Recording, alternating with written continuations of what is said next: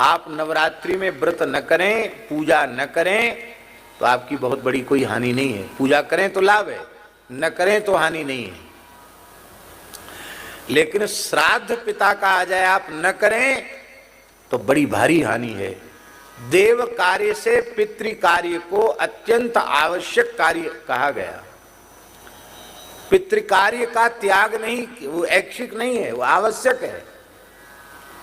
और बड़ी दुख की बात है कि देव कार्यों में तो लोगों की रुचि जग रही है, पर पितृ कर्म में इस समय बहुत घोर उपेक्षा लोग कर रहे हैं। वैसे तो देखिए आचार्य जी, संध्योपासना आवश्यक है कि नहीं द्विजाति मात्र के लिए, पर स्नान के बाद संध्या पीछे, स्नानांग तर्पण पहले। हम गलत बोल रहे हैं तो बताओ। स्नानांग तर्पण पहले है कि नहीं? इसका मतलब संध्योपासन से भी आवश्यक तर्पण है। कितने लोग तर्पण कर रहे हैं? भैया जीते जी तो पिताजी को एक लोटा पानी नहीं पिला सकते, मरे पीछे क्या पिलाएंगे? बड़े बूढ़ों को तो लोग वृद्धाश्रम में भेज रहे हैं, हम तुम्हारी सेवा नहीं कर सकते। उनकी श्रद्धा ही नहीं है। हाँ, मरे पीछे बढ़िया फोटो बनवा के उस पर एक माला लटका देंगे, फिर बड़ी भारी भक्ति दिखाएंगे, अगरबत्ती घुमाएंगे। अरे भैया, मना नहीं करें अगरबत्ती घुमाने को, लेकिन हम कह रहे हैं जीते जी तो उनकी सेवा नहीं की तुमने, उनकी आज्ञा का पालन नहीं किया। अब ये ढोंग काय को कर रहे हो? संतान दुष्ट पितरों के रोष से होती है, वंश नष्ट पितरों के रोष से होता है। भयंकर शरीर में आदि व्याधि भी पितरों के रोष से उत्पन्न होती है। गृहस्थ व्यक्ति को पितृकर्म में प्रमाद नहीं करना चाहिए। किसी भी तीर्थ में जाकर सविधि तर्पण करना चाहिए, श्राद्ध करना चाहिए। अब श्राद्ध तर्पण की योग्यता कैसे होगी? जब आप शिखा सूत्रधारी होंगे, चोटी नहीं है, जनेऊ नहीं है, संध्या नहीं करते, तो आप तर्पण के भी अधिकारी नहीं है, आप श्राद्ध कर्म के भी अधिकारी नहीं है।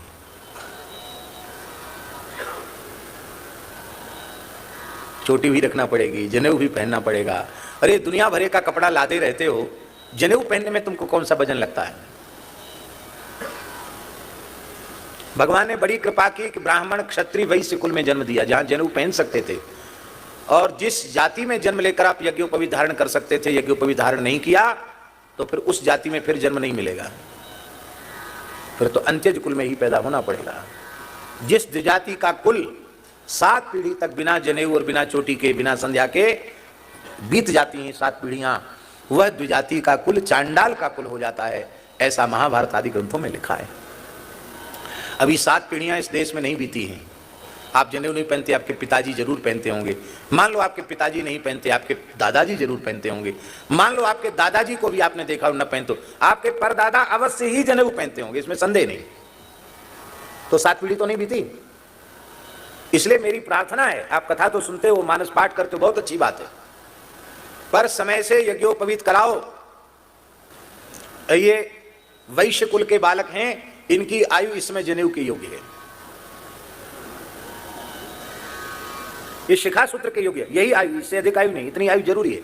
इस आयु में 11 वर्ष की आयु तक वैश्य बालक का यज्ञोपवीत हो ही जाना चाहिए।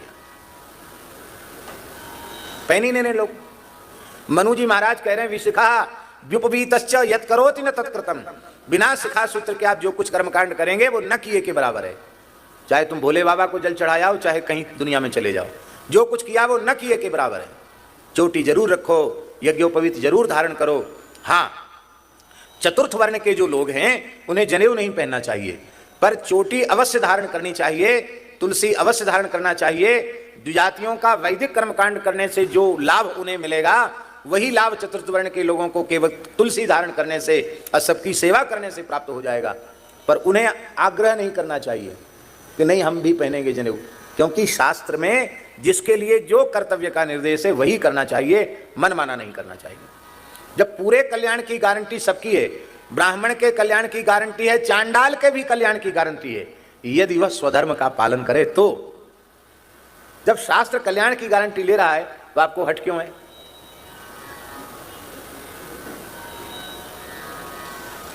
भगवान की भक्ति करने का अधिकार चारों वर्णों का है, लेकिन जनेऊ धारण करने का अधिकार ब्राह्मण, क्षत्रिय और वैश्य इन 3 वर्णों को ही है, उन्हें अवश्य धारण करना चाहिए। तब आप लोग एक बात कह सकते हैं कि चतुर्थ वर्ण के लोग अपने श्राद्ध तर्पण आदि कैसे करें? यज्ञोपवीत उनके नहीं है, तो समंत्रक तर्पण आदि करने से जो लाभ समंत्रक तर्पण करने से द्विजातियों को होगा, वही लाभ आमंत्रक तर्पण करने से चतुर्थ वर्ण के लोग, वो गंगा जमुना जी में नहाकर ये पिताजी का, ये दादाजी का, ये परदादाजी का कह के जल दे देंगे, इतने से ही उनका कल्याण हो जाएगा। केवट ने राम जी के चरण धोए, अब पितर पार कर, फिर पितरों को पार किया। तो हमारे महाराज जी कहते थे पितरों को कैसे पार किया? बोले कठोता में जिसमें राम जी के चरण धोए थे, दौड़ के केवट गया, कुसा उखाड़ लाया और बोले भैया अब दादा परदादा तो जिंदे हैं ना, सबको चरणामृत दे दें, गंगा जी का जल तो है ही है। तो कुसा डुबा डुबा करके ये पिताजी का, ये दादाजी का, ये परदादाजी का, ये परदादाजी के परदादाजी का, ये मामा जी का, ये नाना जी का, ये काका जी का, ये ताऊ जी का, ये फूफा जी का, ये मौसा जी का, जितने नाते रिश्ते उसको याद आए सबको उसने दे दिया और सबके सब चतुर्भुज होकर वैकुंठ चले गए। बोलो भक्तवत्सल भगवान की। जनेऊ जरूर पहनो, नहीं पहनते हुए ठीक बात नहीं है, अब फिर बड़े धर्मात्मा बनते हो, फिर कहते हो महाराज हमने तो बहुत पाठ पूजा की, हमें कोई फायदा नहीं हुआ। अरे फायदा कैसे होगा? मनु महाराज कह रहे हैं बिना चोटी जनेऊ के जो करो वो न किए के बराबर है, तो आप कर रहे हो, उसका फल कैसे आपको मिलेगा? आप चोटी रखो, आप कहेंगे कि अरे चोटी तो अलग से दिखाई पड़ेगी, खराब लगेगी। अभी एक फैशन चली है, जैसे आधे से ज़्यादा खेत काट दो और बाकी छोड़ दो, ऐसे इधर उधर से सब काट देते, इधर छोड़ देते और यहाँ से कुछ बाल रखा के इधर बांध लेते हैं। अरे भैया हाथ जोड़ के प्रार्थना, थोड़ा इधर से और छील दो, इतनी चोटी कितनी अच्छी लगेगी। लेकिन इसके लिए जरूरी है किसी सिनेमा वाले एक्टर का ऐसा करना। ऋषियों का अनुकरण नहीं करेंगे। यहाँ क्या कह रहे हैं? चारणा चरिते पथि, क्या चारणा चारयंती धर्मान इति चारणा। हनुमान जी पूर्वाचार्य चरणों के पद चिन्हों पर चल रहे हैं। आपको यदि भगवत प्राप्ति करनी है, श्री किशोरी जी के चरण कमल प्राप्त करने हैं, तो पूर्वाचार्यों के चरण चिन्हों पर आपको चलना पड़ेगा।